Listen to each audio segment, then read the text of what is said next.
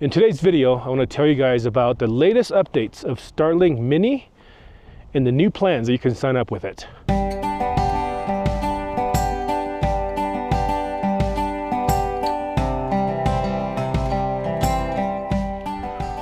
What's up everybody? My name is Dan. Welcome to Freely Roaming.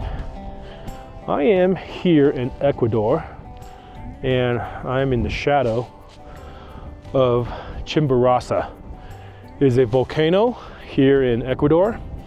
We are about 1.5 degrees south of the equator, which means this volcano at a little over 20,000 feet, the top of it is actually the closest point on the Earth's surface to the sun because of the equatorial bulge that Earth has. Because Earth is not exactly a perfect sphere. As it rotates, the equatorial region bulges out a little bit. So the top of that mountain, even though just over 20,000 feet, it is actually closer to the sun. And it is, in fact, the furthest point from the center of the Earth anywhere on this planet. So that's pretty cool. And we're here at about 12,500 feet at this base camp.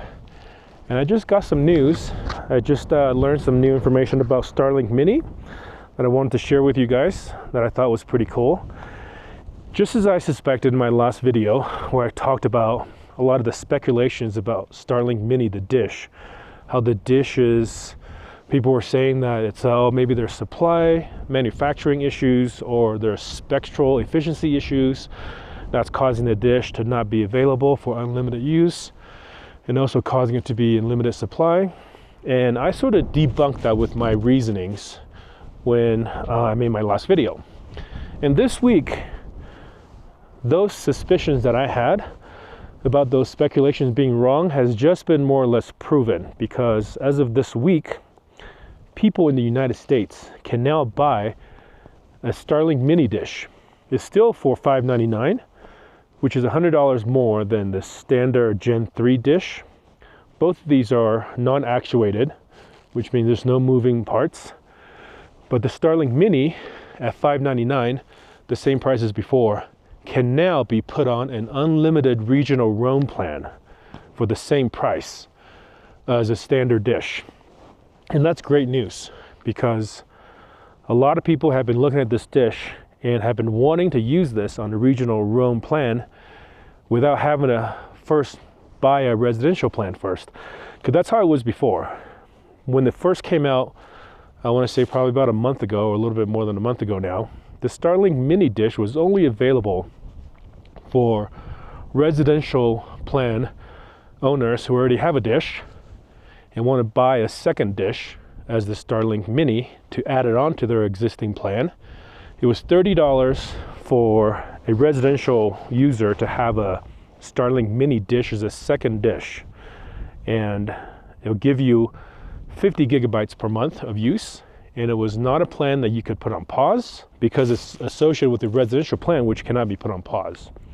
But now, for the same price as the regular regional roam plan, $150, you can now opt for the Starlink Mini dish instead of the standard dish for $100 more.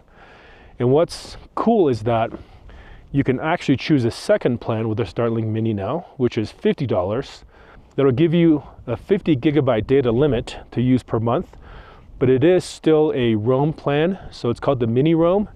It's $50 a month, you get 50 gigs, and as far as I can tell, it's part of the roam plan, so you should be able to roam with this mini dish using that $50 plan wherever you go. So this is great news for people that just want to have something to use when they go on occasional camping trips.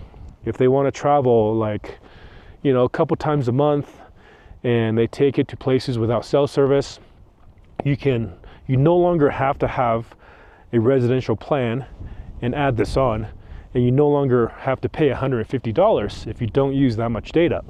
You can now choose from either a $50 a month plan for 50 gigs or $150 for unlimited data.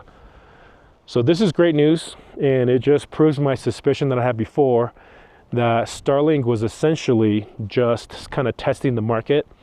You can still buy the Starlink Mini dish and put it on a roam plan in these Latin American countries that it was available before, specifically Panama, Colombia, and I believe a couple other ones.